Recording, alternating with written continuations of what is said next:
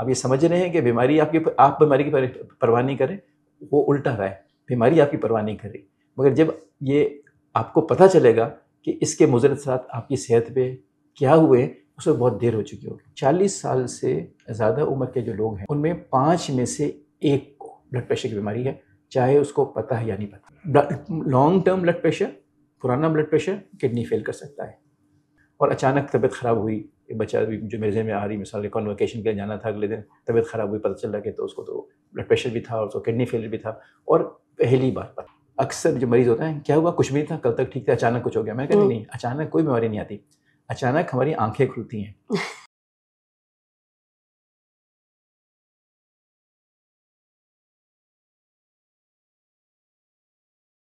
अस्सलाम वालेकुम, मेरा नाम सना तारिक है और मैं टब्बा किडनी इंस्टीट्यूट में रिसर्च डिपार्टमेंट से मुंसलिक हूँ। आज मेरे साथ हैं हमारे बहुत अच्छे और बहुत मोहतरम डॉक्टर बिलाल जमील, जो तकरीबन 3 दहाइयों से एज नेफ्रोलॉजिस्ट या गुर्दों की बीमारियों के मौलिज के तौर पर टब्बा किडनी इंस्टीट्यूट से मुंसलिक है। आज हम बात कर रहे हैं वर्ल्ड हाइपरटेंशन डे पर डॉक्टर बिलाल जमील से पाकिस्तान में हाइपरटेंशन यानी ब्लड प्रेशर और गुर्दों की बीमारी के मुतालिक। अस्सलाम वालेकुम सर। वालेकुम सलाम। कैसे हैं आप? जी बिल्कुल ठीक। सर, सबसे पहले तो मुझे ये बताइएगा और ऑडियंस को भी कि ब्लड प्रेशर बेसिकली है क्या? अच्छा, मेरे ख्याल में बड़ा अच्छा सवाल पूछा इब्तिदा के लिए, क्योंकि जो आपने मेरा बता दिया कि इतना तजर्बा है, मेरी उम्र का एहसास भी हो गया मुझे।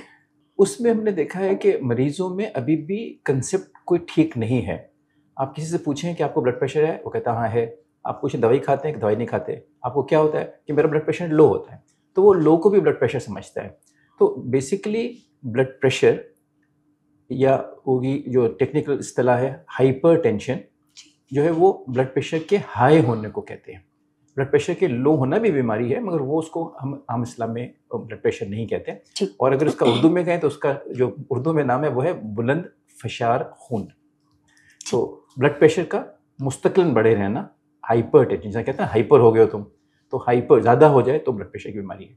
ठीक है सर, इसका कोई लिंक होता है उम्र से या जेंडर से कि कोई जिन्स से है? एक मिसकंसेप्शन है, ख़वातीन को ज़्यादा ब्लड प्रेशर होता है, घर में इश्यूज हो गए तो। अच्छा, इसमें 2 बातें हैं। अच्छा, आप एक चीज़ क्लियर हो जाए।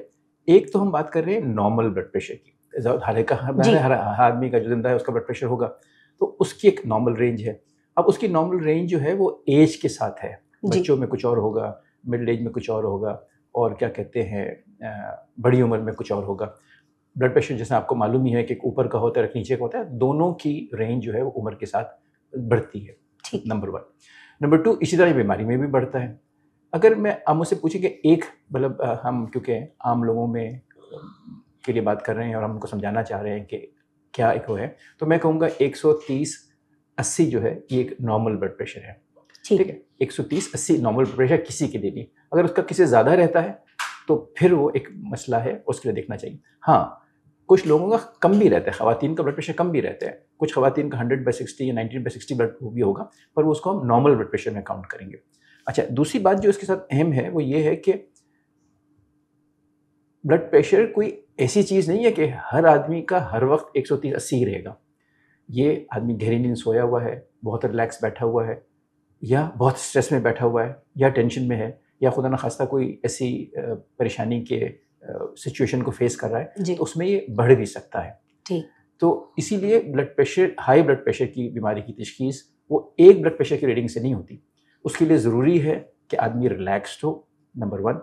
नंबर 2, वो एक से ज़ायद दफ़ा, अक्सर मैं पेशेंट ओपीडी में देखता हूँ तो हमारा रूटीन है कि जब पेशेंट आता है तो बाहर उसका स्टाफ ब्लड प्रेशर चेक करते हैं, मगर मैं भी चेक करता हूँ। उसकी वजह यही होती है कि अगर एक आदमी आए, भाग दौड़ करके आए, कोई थोड़ा सा एंशियस है, गाड़ी भगाता हुआ है, कुछ करता हुआ है, तो वो उसको एक टाइम मिल जाए उसको ब्लड प्रेशर सेटल होने को। और अक्सर हम देखते हैं कि उसमें थोड़ा बहुत ह्यूज नहीं, मतलब ये नहीं कि 100 210 120 था और 130/80 हो गया, मगर हाँ थोड़ी बहुत उसमें वेरिएशन आती है। तो अगर किसी का ब्लड प्रेशर मुस्तकिल रिलैक्स स्टेट में एक दफ़ा से ज़्यादा, मतलब एक दफ़ा अगर आज हमने ब्लड प्रेशर चेक किया तो वो एक दफ़ा खिलाएगा, उसके चंद हफ्ते बाद चेक किया तो वो दूसरी दफ़ा खिलाएगा, मुस्तकिल ब्लड प्रेशर बढ़ा रहता है, तो फिर उसको हम कहते हैं कि इसको ब्लड प्रेशर की बीमारी है।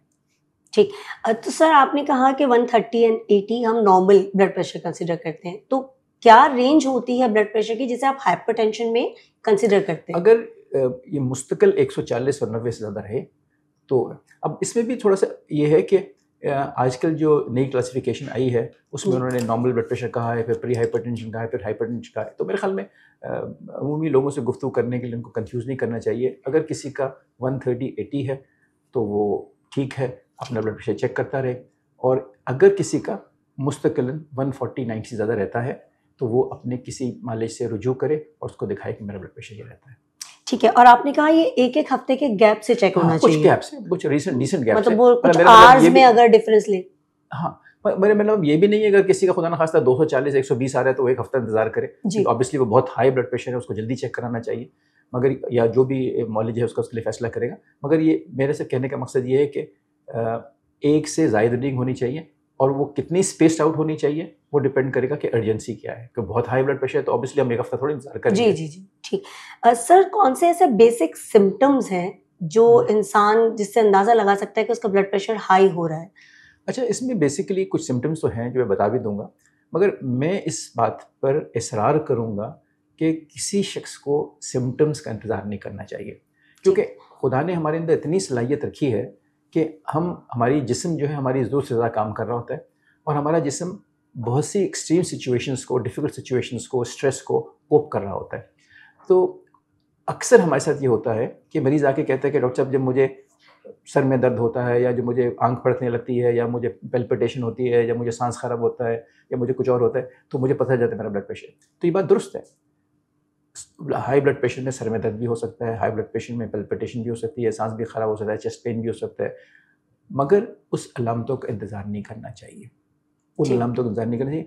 ब्लड प्रेशर को जांचने का बस एक ही तरीका है, चाहे वो मरीज़ है, चाहे वो खुद डॉक्टर है, अपना ब्लड प्रेशर चेक कर रहा है, तो उसको अपना ब्लड प्रेशर आले से चेक कराना चाहिए। अब ये भी बात कर सकते हैं कि मुख्तलिफ किस्म के आले होते हैं। जो सबसे सिंपल आजकल आले है वो ब्लड प्रेशर कफ हैं जो कि ऊपर बांधने चाहिए, या डिजिटल आले हैं, मगर एक उसको प्रॉपर कफ के साथ किसी मौलिज से ब्लड प्रेशर चेक कराना चाहिए।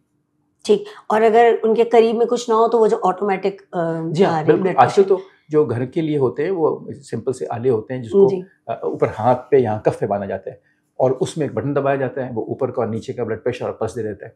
कुछ आले होते हैं जो हाथ में यहाँ लगा जाते हैं, वो मुनासिब नहीं होते, वो इस्तेमाल नहीं करने चाहिए। वो नहीं करने चाहिए जो यहाँ ऊपर कफ पे लगे होते। सर, ये जो सिचुएशन है हाइपरटेंशन की, पाकिस्तान में कितनी प्रिवेलेंट है? मतलब इसकी कितनी आपको तादाद नजर आती है पेशेंट्स की? या देखिए, जो हमारे यहाँ स्टडीज़ हुई हैं, और थोड़ी सी पुरानी है, अब नहीं आएंगी तो और हमें पता चल जाएगा, वो ये कहती हैं, अगर मैं उसको बहुत सिंप्लीफाई करके एक लेमैन टर्मिनोलॉजी बताऊं, कि 40 साल से ज़्यादा उम्र के जो लोग हैं उनमें 5 में से 1 को ब्लड प्रेशर की बीमारी है, चाहे उसको पता है या नहीं पता। 18% या 20% आप कह लेना, तो 5 में से 1 मैंने कहा। तो अगर एक कमरे में 20 आदमी बैठे हैं, उनसे पूछने किसको ब्लड प्रेशर है या नहीं, और उनसे कहने भी आप में से क्या कहते हैं 20% को तो ब्लड प्रेशर होगा। और क्या कहते हैं, चाहे उनको मालूम है चाहे उनको मालूम नहीं है। तो ब्लड प्रेशर को चेक करने का तरीका सिर्फ ब्लड प्रेशर चेक करना ही है, अलामतों पे नहीं रहना चाहिए। ठीक है सर, एक ऑल्टरनेट ट्रीटमेंट प्लान जो आज लोगों में बड़ा मशहूर होता है कि हमने किसी कुछ ग़िज़ा की किसी चीज़ से इस तरह कर लिया, तो क्या इससे ट्रीटेबल है? बहुत हाई भी हो अगर? देखिए, हमारे यहाँ कुछ मिसकंसेप्ट्स हैं। पहला तो मिसकंसेप्ट है वो डायग्नोसिस का है, जो हमने बात कर दी कि अलामतों का इंतज़ार नहीं करना, ब्लड प्रेशर चेक कराना है। अगर एक मुस्तनद डॉक्टर आपको कहता है कि किसी को ब्लड प्रेशर की बीमारी है, तो फिर ये हमेशा रहेगी। ये ऐसा नहीं है कि एक दिन है और एक दिन नहीं है, कि मरीज़ ही हमसे कहते हैं कि डॉक्टर साहब 10 साल पहले किसी डॉक्टर ने कहा था ब्लड प्रेशर है, हमने 6 महीने दवाई खाई और ब्लड प्रेशर ठीक हो गया, हमने खानी छोड़ दी। तो ब्लड प्रेशर तो उस 6 महीने ठीक हुआ था जब आपने दवा खाई थी। जब आपने दवा नहीं खाई तो फिर बढ़ गया होगा, आपने चेक नहीं किया, आपको पता नहीं। दूसरा ये है कि एक तो पहले डायग्नोसिस की बात होगी कि हमारा डायग्नोसिस सही और क्लियर होना चाहिए, और दूसरी बात ये है कि दवाइयों के इलाज से पहले एक मरहला है जिसमें हम नॉन फार्माकोलॉजिकल यानी बगैर दवाइयों के इलाज कहते हैं। अगर किसी का बॉर्डरलाइन ब्लड प्रेशर है, मतलब मैंने आपसे कहा कि 140/90 है, तो उसको चाहिए कि पहले वो ट्रीटमेंट शुरू करे दवाई खाने से पहले। अब ये चीज़ें जो है, हम तो एक अमूमी बात कर रहे हैं ना, अब इसका कोई जनरलाइज उसूल नहीं बना सकता। किसी का ये नहीं कह सकता कि 220-140 ब्लड प्रेशर था तो डॉक्टर बिलाल ने कहा कि बगैर दवाइयों के इलाज करो तो मैं वो करूँ। नहीं, वो तो बहुत हाई है, उसका तो दवाइयों से ही इलाज होना चाहिए। मगर जो बॉर्डर लाइन ब्लड प्रेशर है ये हम अमूमी मशवरे दे रहे हैं। इंडिविजुअल ओपिनियन जो है वो हमेशा डॉक्टर से लेना चाहिए। तो उसमें जो पहला स्टेप है, अगर मेरे पास कोई मरीज़ आएगा और मेरे ख्याल में किसी भी डॉक्टर के पास कोई पहला मरीज़ आएगा तो उसकी कोशिश ये होगी कि उससे कहे कि आप सेहतमंद तर्ज़ ज़िंदगी को अपनाएं। सेहतमंद तर्ज़ ज़िंदगी में नंबर 1 अपने आइडियल बॉडी वेट को अचीव करना है, नंबर 2 डाइट है, और नंबर 3 अगर ओबेसिटी है तो उसको ठीक करें। वज़न को अपने काबू में रखना, ग़िज़ा का परहेज़ सही से करना और एक्सरसाइज करना। तो इस वक्त जो हमारे यहाँ जो सारी बीमारियों की जड़ है, यानी इस वक्त पाकिस्तान में सबसे बड़ा मसला ब्लड प्रेशर का है, नंबर 2 मसला शुगर का है, और इन दोनों के नीचे जो कॉमन चीज़ें हैं वो है मोटापा, लाइफस्टाइल और डाइट। तो अगर हम इन 3 चीज़ों को वो कर लें, एड्रेस कर लें, तो हम ब्लड प्रेशर से भी बच सकते हैं और हम शुगर से भी बच सकते हैं। अब मेरे ख्याल में एक तो जब से हमारे यहाँ डाइट का हुआ है और बड़ी कॉमन हुई है और बड़ी पॉपुलर हुई है, और अब घरों में बैठे बैठे बच्चों को मिल जाती है, बड़ों को मिल जाती है, और कुछ मेहनत भी नहीं करनी पड़ती, मगर उसमें हमें ये देखना चाहिए कि हमारे लिए डाइट कौन सी डाइट उसमें से मुज़र सेहत है। ठीक है, high fat, high salt, high calorie, deep fried, ये सारी चीज़ें जो हैं हमारे लिए ये सिर्फ ब्लड प्रेशर का मसला नहीं बनाएंगी, ये कोलेस्ट्रॉल का मसला भी बनाएंगी, ये मोटापा भी करेंगी, ये शुगर भी करेंगी। तो इससे सारी चीज़ें जुड़ी हैं। दूसरी अहम चीज़ जो है कि अब अगर मैं ही अपनी ज़िंदगी में देखूं कि जब हमारा बचपन था और हमारे बच्चों का बचपन है और उनके बच्चों का बचपन है, तो एक्सरसाइज नाम की चीज़ जो ना, खेल, मैदान में खेल, वो हमारी ज़िंदगी से निकल चुकी है। और जो लोग कहते हैं कि आज बीमारी बहुत हो रही है, तो इसमें डॉक्टरों का तो कसूर नहीं है, बीमारी बहुत हो रही है, तो इसमें तो हमारा अपना कसूर है कि हमने लाइफस्टाइल ऐसा अपना रखा है कि जिसमें हम एक्सरसाइज नहीं करते हैं, हम लेटे रहते हैं, खाते रहते हैं, हमारे खेल भी बिस्तर पे लेट के होते हैं, तो ज़ाहिर है फिर मोटापा होगा, वज़न बढ़ेगा, वो होगा। तो जो आपके सवाल का मुख्तसर जवाब ये है कि अगर किसी को ब्लड प्रेशर बॉर्डर लाइन है तो उसको अपने खाने में नमक कम करना चाहिए, उसको अपना वज़न आइडियल बॉडी वेट पे लाना चाहिए, और उसको एक्सरसाइज करनी चाहिए। और मैं कहूँगा कि ये चीज़ें हम उस वक्त का क्यों इंतज़ार करें कि जब हमें ब्लड प्रेशर खुदा न खास्ता हो जाए या खुदा न खास्ता बॉर्डर लाइन डायबिटीज़ हो जाए फिर अब करें। ये तो हर आदमी को शुरू से ही करना चाहिए। सर, एक मिसकंसेप्शन जिसके बारे में मैं पूछना चाहूँगी आपसे कि यूजुअली लोगों के दिमाग में ये बात होती है कि वैसे तो हमारा ब्लड प्रेशर नॉर्मल है, रूटीन लाइफ में कोई स्ट्रेस आ गया या कोई परेशानी आ गई तो सर में दर्द हुआ या आंखें लाल हो गई तो हमने चेक करा, हाई था तो हमने मेडिसिन खा ली, तो हम उसे रेगुलरली क्यों खाएं? अच्छा, इसमें यही बात है ना, देखें अब सिंपल सी एक मिसाल है, मेरी नज़र कमज़ोर है, आपकी भी कमज़ोर है। अगर हम एक दिन ऐनक लगाए, एक दिन ना लगाएं कि आज तो ठीक नज़र आ रहा है, ऐनक कल नहीं लगाते तो क्या होगा? टक्करें मारेंगे। तो अगर जैसा मैंने कहा ना कि एक बार किसी डॉक्टर ने किसी मरीज़ को लेबल कर दिया आपको ब्लड प्रेशर की दवाई है, तो फिर आपको मुस्तकिल दवाई खानी पड़ेगी। और ये कोई माकूल वजह नहीं है कि मुझे ऐनक लगा के ठीक नज़र आ रहा है तो इसलिए मुझे ऐनक की ज़रूरत नहीं है, मैंने उतारूंगा तो फिर ज़रूरत पड़ जाएगी। तो अगर मैं दवाई खा रहा हूँ या कोई मरीज़ दवाई खा रहा है, उसका ब्लड प्रेशर कंट्रोल में, तो दवाई की वजह से है, तो दवाई खानी पड़ेगी। हाँ, दवाई बढ़ सकती है, दवाई कम हो सकती है, दवाई रुक सकती है कुछ अरसे के लिए, मगर ये सारे फैसले एक डॉक्टर ही करेगा, नंबर 1, और नंबर 2 ब्लड प्रेशर चेक करके करेगा। जो अलामतों वाली बात है ना कि कल तबीयत ख़राब थी, दवाई खा ली, आज तबीयत ख़राब नहीं है तो नहीं दवाई खाई, तो फिर आगे परसों फिर तबीयत ख़राब हो जाएगी, आप फिर दवाई खाएंगे। तो ये कोई इंटरमिटेंट इलाज नहीं है कि एक दिन किया एक दिन नहीं किया। सर, एक और मैं आपसे सवाल पूछना चाहूँगी, जैसे हाइपरटेंशन के बारे में तो हमने काफ़ी सारी बात कर ली, प्रिवेंशन भी और ऑप्शंस भी। जो लोग ये कहते हैं कि हमारा ब्लड प्रेशर लो हो जाता है, और एक बड़ा कॉमन इससे ये एक वो है कि अगर किसी का ब्लड प्रेशर लो हो रहा है तो चक्कर आ रहे हैं, इस तरह का वो चेक भी कर रहे हैं, तो लो है तो वो नमक और चीनी मिक्स करके पानी में दे देंगे। देखिए, लो ब्लड प्रेशर होना भी एक बीमारी है, पर ये इतनी कॉमन नहीं। जब हम पूछते हैं कि ब्लड प्रेशर है तो जैसे हमने कहा पहले बात की कि हाई ब्लड प्रेशर की बात करते हैं, लो ब्लड प्रेशर भी होगा, मगर उसके लिए हमें पहले किसी को दिखा लेना चाहिए जो हमारे सिम्टम्स हैं। मेरे ख्याल में हर घर में 3 चीज़ें ज़रूर होनी चाहिए, एक वज़न करने की मशीन, एक ब्लड प्रेशर चेक करने की मशीन, और एक शुगर चेक करने की मशीन। और ये जो घर में कोई ना कोई आजकल तो होता ही है कि अगर है घर में कोई बुजुर्ग है, कोई है बीमार होता है, उनके लिए ये रोज़ इस्तेमाल होती है, और जो लोग सेहतमंद हैं उनके लिए भी इस्तेमाल होनी चाहिए। तो अगर किसी को ऐसा लग रहा है कि कुछ सिम्टम्स ऐसे हैं कि वो समझता है या समझती है कि ब्लड प्रेशर लो हो रहा है, तो पहला काम ये करे कि ब्लड प्रेशर चेक करे 1 दफ़ा 2 दफ़ा, और किसी मालिश से करे। ब्लड प्रेशर लो होना भी एक बड़ी बीमारी हो सकती है, ठीक है, मगर पहली बात तो ये हो ना कि हम देखें कि उसका रेंज में है या नहीं है। जैसे मैंने कहा ना, कुछ लोगों के ख़वातीन के होते ही 160 100 इस तरह के नॉर्मल ब्लड प्रेशर होते हैं। तो ये बातें जो है वो हम हमारा मकसद यहाँ पर जो है वो ये नहीं है कि हर आदमी डॉक्टर बन जाए और अपना इलाज करे। हमारा मकसद ये है कि हम वो बेसिक बातें बताएं जिसके लिए आदमी कहेगा भाई ये वार्निंग है, साइंस हैं, ये रेड फ्लैग साइंस हैं, और इसके लिए हम जाके किसी डॉक्टर को दिखा लें, उससे बात कर लें। और अगर कोई ऐसे पेशेंट्स हैं जिन्होंने बहुत लंबे अरसे तक अपने हाइपरटेंशन को ट्रीट नहीं किया, वो किसी भी मिसकंसेप्शन की वजह से या डायग्नोज नहीं हुआ, तो इसका उनकी सेहत पे क्या असर पड़ सकता है? देखिए, ब्लड प्रेशर को ट्रीट न करने के बहुत से कॉन्सिक्वेंसेस हैं। अब बुनियादी तौर पर ब्लड प्रेशर क्या है? ब्लड प्रेशर ये है कि जो हमारी खून की नालियाँ हैं, आर्टरीज़ हैं, उसके अंदर जो खून बह रहा है वो ज़्यादा दबाव में बह रहा है। ठीक। अब आप सोच लीजिए कि भाई एक पाइप है जो कि जिसमें पानी जा रहा है या कुछ भी चीज़ जा रही है, और वो इतने प्रेशर से जा रही है कि उसकी जो वो प्लास्टिक की पाइप है या रबर की पाइप है उसको बर्दाश्त नहीं कर सकती, तो क्या होगा? वो मोटी प्रेशर की वजह से मोटी भी हो जाएगी, वो फट भी जाएगी। तो कहाँ खून की नालियाँ हैं जिस्म में? सब जगह पे। जहाँ पर खून की नालियाँ ऐसे बालों की जड़ों में तो होंगी मगर बालों में नहीं होंगी, या नाखूनों में नहीं होंगी, बाकी सब जगह पे। तो वहाँ जहाँ खून की नालियाँ वो होंगी तो क्या होगा? नंबर 1, वहाँ ब्लड सर्कुलेशन कम होगी, तो उसकी आँखों की हैं तो आँखों पे असरात होंगे, दिल की है तो दिल पे असरात होंगे, गुर्दे की है तो गुर्दों पे असरात होंगे, दिमाग की हैं तो दिमाग पे असरात होंगे, पेरिफेरल पाँव की, हाथ की हैं तो वहाँ पे असरात होंगे। तो फिर लोगों को जो एम्पुटेशंस होती हैं और जो फालिज होता है और दिल की तकलीफ होती है और गुर्दे फेल होते हैं, वो ब्लड प्रेशर कर सकती है।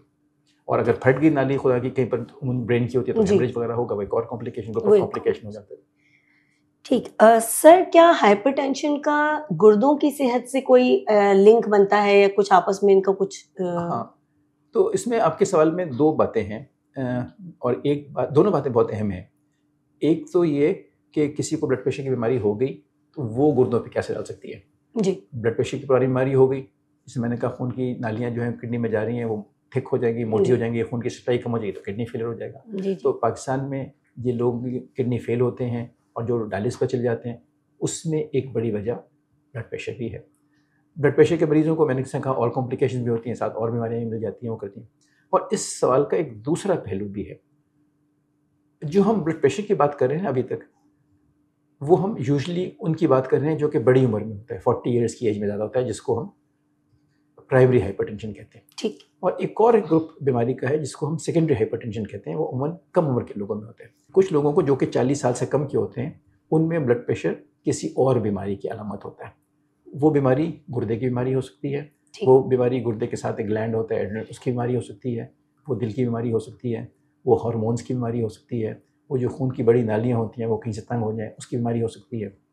लॉन्ग टर्म ब्लड प्रेशर, पुराना ब्लड प्रेशर किडनी फेल कर सकता है, और किडनी ख़राब होने की पहली अलामत या पहली अलामतों में से एक अलामत ब्लड प्रेशर भी हो सकता है। तो इसलिए अगर कोई आदमी 40 साल से कम की उम्र में ब्लड प्रेशर होता है तो उसको किसी गुर्दे के डॉक्टर को या दिल के डॉक्टर को दिखाना चाहिए, ताकि वो उसको प्रॉपरली इन्वेस्टिगेट करे कि जिसको हम सिर्फ ब्लड प्रेशर समझ रहे हैं वो सिर्फ ब्लड प्रेशर ही है या किसी और बीमारी के साथ है। क्योंकि अगर हम उस बीमारी को ठीक करेंगे तो उसका ब्लड प्रेशर भी ठीक हो जाएगा, और अगर हम उस बीमारी की तशख़ीस नहीं करेंगे तो वो बीमारी जो भी है, हार्मोन्स की है, दिल की है, गुर्दे की है, वो कुछ और तकलीफ और मसाइल भी पैदा करेगी उसके लिए।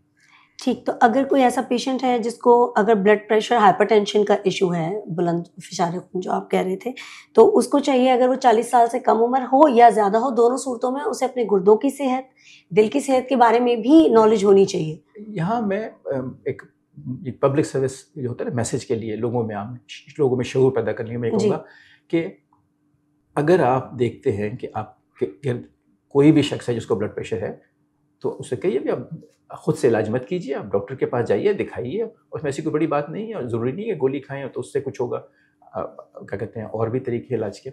और अगर आप देखें कि कोई 40 साल से कम उम्र में ब्लड प्रेशर है, तो उसको एक बात कह सकते हैं भी, मैंने कभी सुना था कि 40 साल से कम में ब्लड प्रेशर है तो कोई और बीमारी हो सकती है, किसी डॉक्टर से जाके मशवरा कर लो, देख लो, हो सकता है वो बीमारी डायग्नोज हो जाए और हो सकता है वो बीमारी का इलाज हो जाए, तो तुम्हें सारी ज़िंदगी दवा ना खानी पड़े, तुम्हारा इलाज हो जाए, तुम ठीक हो जाओ, ब्लड प्रेशर भी ख़त्म हो जाए।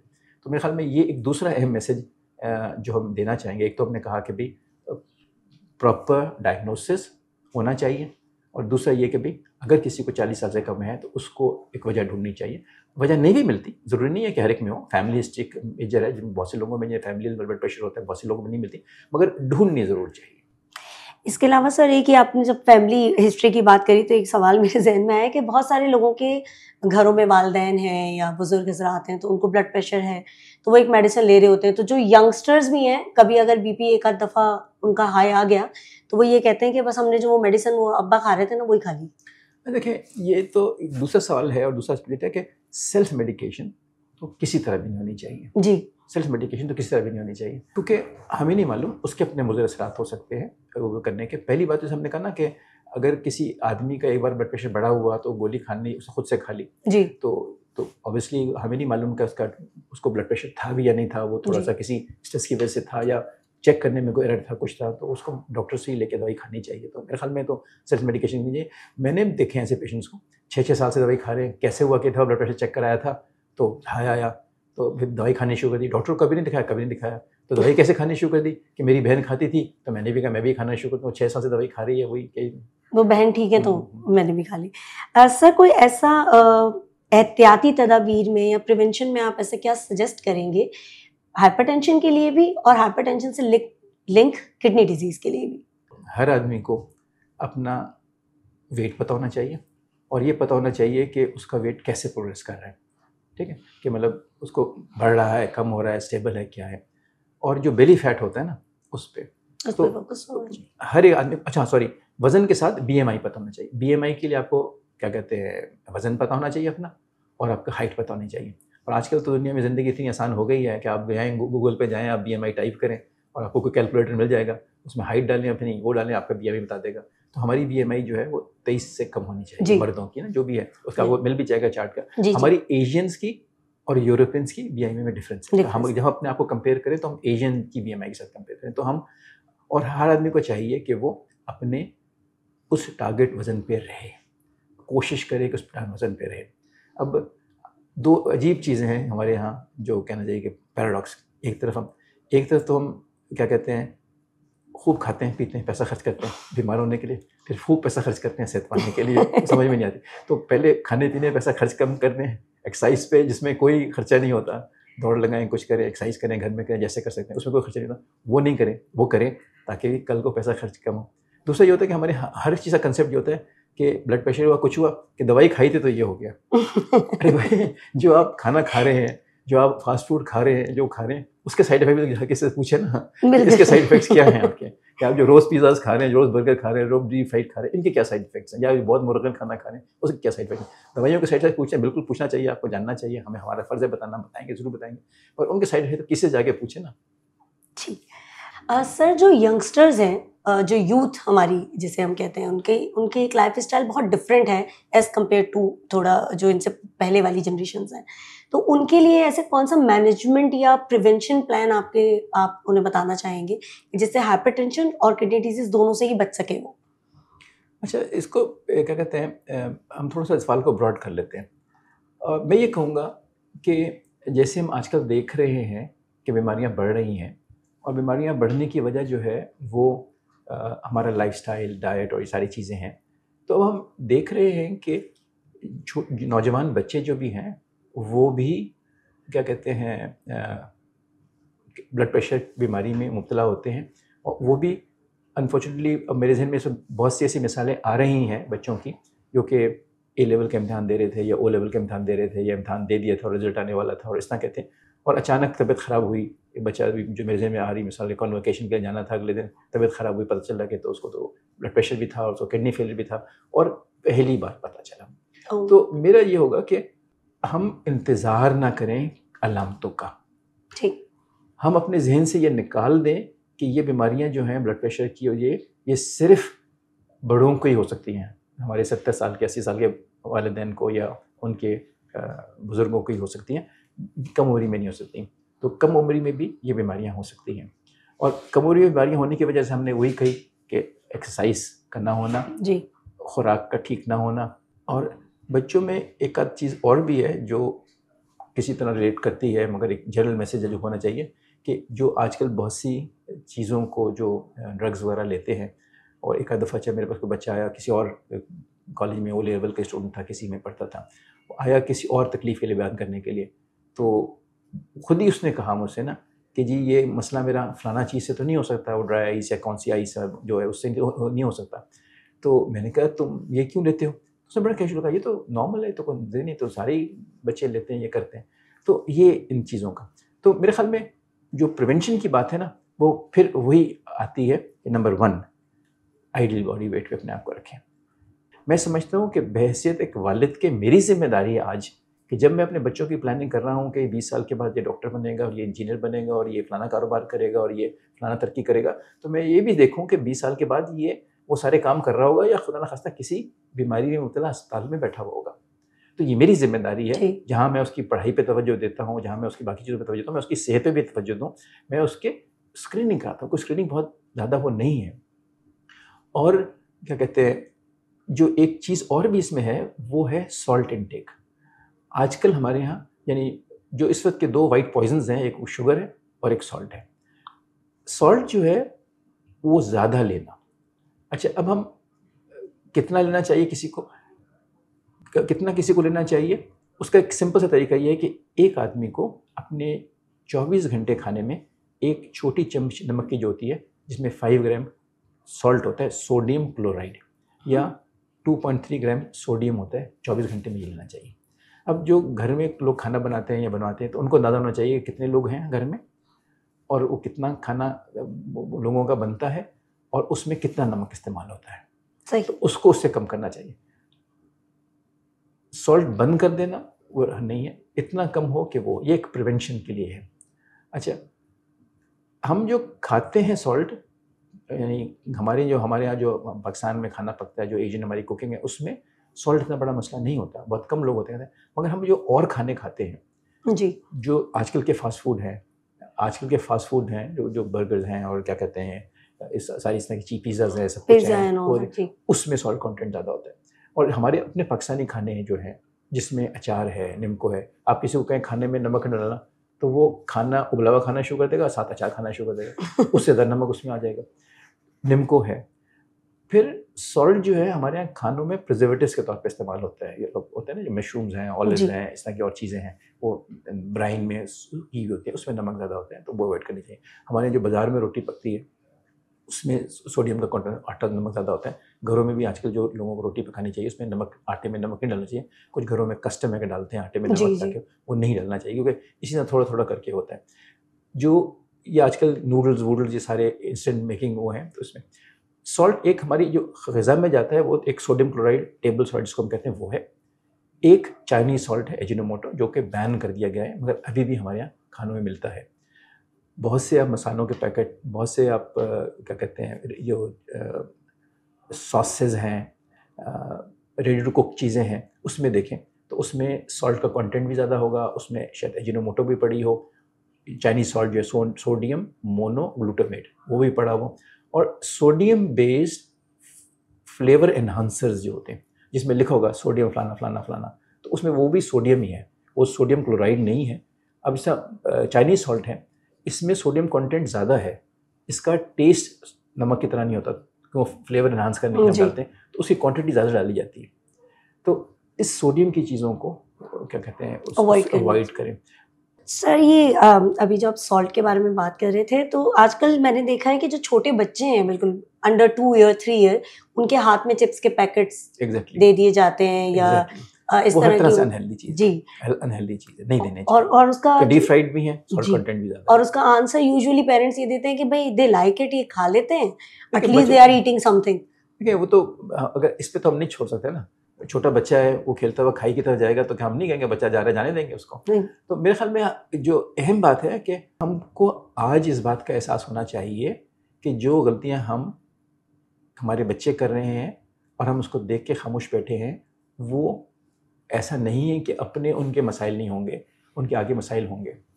अक्सर ये होता है कि कोई मरीज़ आता है, उसका ब्लड प्रेशर बहुत ज़्यादा होता है या शुगर बहुत ज़्यादा होती है, आप उसको समझाते हैं कि भाई तुम्हारे ब्लड प्रेशर बहुत ज़्यादा है, वो कहते हैं डॉक्टर साहब मैंने तो कभी परवाह नहीं की, आप क्यों होते हैं परेशान हो रहे हैं? मैं कहता हूँ ये गलतफहमी है आपको, आप ये समझ रहे हैं कि बीमारी आप बीमारी की परवाह नहीं करें, वो उल्टा रहा है, बीमारी आपकी परवाह नहीं कर रही। मगर जब ये आपको पता चलेगा कि इसके मुज़र असरात आपकी सेहत पे क्या हुए, उसमें बहुत देर हो चुकी होगी, तो इसलिए आपको आज इसकी परवाह करनी चाहिए ताकि कल को ये आपको नुकसान ना पहुँचाए। ठीक है, तो प्रिवेंशन की अगर हम बात करें तो वो किसी भी एज में हो, सबसे पहले अकॉर्डिंग टू यू आपने वेट कंट्रोल रखना है और डाइट में स्पेसिफिकली सॉल्ट, और साथ ही इसी सांस में तीनों चीजें, एक्सरसाइज शुड हिस्सा होना चाहिए हमारी जिंदगी का, ठीक है, वो चाहे किसी भी एज ग्रुप में हो। हाँ बिल्कुल, क्यों नहीं। अब आजकल तो आप देखें ना, बच्चों के खेल भी ऐसे आ गए हैं कि जो कि वो बिस्तर पर लेट के खेल रहे होते हैं, जी, वो कंप्यूटर में, जो मैदान के खेल हैं, जो जिसमें भाग दौड़ होती है, जिसमें एनर्जी इस्तेमाल होती है, वो खेल खेलने चाहिए बच्चों को। कहीं ना कहीं कोई ना कोई हम जो करना चाहते हैं हम कर ही लेते ना। हमें खाने का शौक था, हमने घरों में सिस्टम बना लिया कि घरों में आप फ़ोन करें आ जाएगा खाना। तो अगर हम इसको, इस अहमियत को समझेंगे तो हम कहीं ना कहीं, हम हमारी एक्सक्यूज़ेस के मौसम ऐसा है और गर्मी ऐसी है और जगह नहीं है और बाग नहीं है और वो नहीं है और फलाना गया था वॉक करने के लिए तो उसकी मोबाइल छिन गया तो इसे ना करें, तो ये सारे एक्सक्यूज़ हैं, ये नहीं होंगे हमारे, अगर हमें इस बात की हैसियत, इसकी बात की अहमियत का सही से अंदाज़ा हो जाए। और कोई ऐसा कोई सर केस आपको अगर कोई याद आ रहा हो जो आप ऐड करना चाहें, जो आपकी माशाल्लाह इतनी लंबी सर्विस में जो रिलेटेड टू हाइपरटेंशन और किडनी डिजीज हो और जो आप शेयर करना चाहें? वो कहते हैं ना कि क्या कहते हैं, बूढ़े शिकारी के पास नहीं बैठना चाहिए, वो कहानियाँ खूब सुनाएगा आपको। तो मेरे ख्याल में जितना एक सीनियर डॉक्टर के पास नहीं बैठना चाहिए, आपको बहुत सारे केसेस सुनाना शुरू कर देगा और कई घंटे इसमें निकल जाएंगे। मगर बाहर में केसेस तो बेतहाशा हैं, मगर जो हम बात कर रहे हैं, हम जिस रेफरेंस से बात कर रहे हैं, उसके लिए एक बड़ा पर्टिनेंट केस मैं आपको बता सकता हूँ। कोई मतलब 5 साल पहले की बात है, या ज़्यादा हो गया वो थोड़ा सा। एक बिल्कुल यंग लड़का मेरे पास आया और क्या कहते हैं, उसकी को 2-3 महीने पहले ही शादी हुई थी, और वो आया, उसने कहा कि उसके किडनी के टेस्ट कराए, तो किडनी के टेस्ट उसके बहुत ख़राब थे, मतलब इतने ख़राब थे कि उसको फौरी डायलिसिस की ज़रूरत थी। तो मैंने उससे पूछा कि तुमने टेस्ट क्यों कराए? तो वो अच्छा मतलब जॉली सा, लाइवली सा लड़का था। तो उसने कहा कि मैं अपनी दादी को लेके जाता था अस्पताल, तो वो जो टेक्नीशियन ब्लड सैंपल निकालता था, तो उसने मुझसे कहा कि तुम बड़े पीले लग रहे हो, टेस्ट करा लो ना। तो मैंने कहा अच्छा, जो दादी के करो मेरे कर दो। तो पता चला कि उसका हीमोग्लोबिन कम थी और किडनी के टेस्ट भी बहुत ख़राब थे। फिर मैंने उससे पूछा कि कोई बीमारी या नहीं है, क्या है? तो उसने कहा कि वो हमारी दादी जो थी, उनको ब्लड प्रेशर था, हम ब्लड प्रेशर चेक करते, हम छोटे बच्चे थे, हम 10-10, 12-12, 14 साल के, सबका ब्लड प्रेशर चेक करता, मेरा ब्लड प्रेशर ज़्यादा आता था। तो सब मुझसे मजाक करते थे कि तुम जो हो, क्या कहते हैं, टेंशन बड़े लेते हो, ये करते हो, वो करते हो, तो इसलिए तुम्हारा ब्लड प्रेशर ज़्यादा रहता है। मगर दैट वाज इग्नोर्ड, और उसका वाकई ब्लड प्रेशर था। जब पहली बार उसको पता चला, तो वो भी उन्हें, जब मेरे पास आया, उससे कोई 8-10 साल पहले की बात थी, तो उस वक्त उसने किसी डॉक्टर को दिखाया भी, उसने बताया भी कि तुम्हें ब्लड प्रेशर है और दवाई खानी पड़ेगी। मगर वही जो हम होते हैं ना कि हम क्या कहते हैं, हम समझते हैं कि भाई सब चीज़ें ठीक हैं, अगर हमें कुछ नहीं लग रहा तो हम समझते हैं सब कुछ ठीक है, तो उसको प्रॉब्लम ब्लड प्रेशर तो था। अब ये उस कैटेगरी में आता है जो मैं आपको बता रहा हूँ कि इसको कोई गुर्दे की बीमारी थी जिसकी वजह से ब्लड प्रेशर था, वो डायग्नोज नहीं हुई, और जब मेरे पास आया तो उस वक्त तो सब कुछ खत्म हो चुका था, उसके गुर्दे छोटे हो चुके थे, उसको किडनी फेल हो चुका था, उसको डायलिसिस की ज़रूरत थी, उसको ट्रांसप्लांट की ज़रूरत थी। तो मेरे ख्याल में हम लोग कहते हैं अक्सर, जो मरीज़ होता है, क्या हुआ, कुछ भी नहीं था, कल तक ठीक था, अचानक कुछ हो गया। मैं कहती नहीं, अचानक कोई बीमारी नहीं आती, अचानक हमारी आंखें खुलती हैं। बीमारी जो कुछ ना कुछ वो कह रही होती है, वार्निंग साइंस दे रही होती है, पर हम उसको इग्नोर कर रहे होते हैं।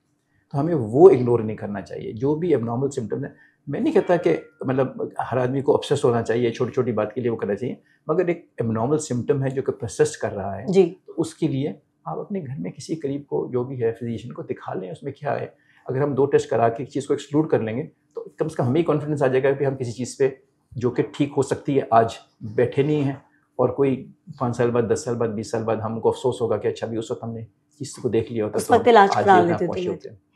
ठीक है, thank you so much sir, काफ़ी अच्छे से हमने इस बारे में बात कर लिया है। होप बहुत अच्छे से लिसनर्स को सारे मैसेजेस मिल गए होंगे प्रिवेंशन वगैरह के भी। Thank you so much.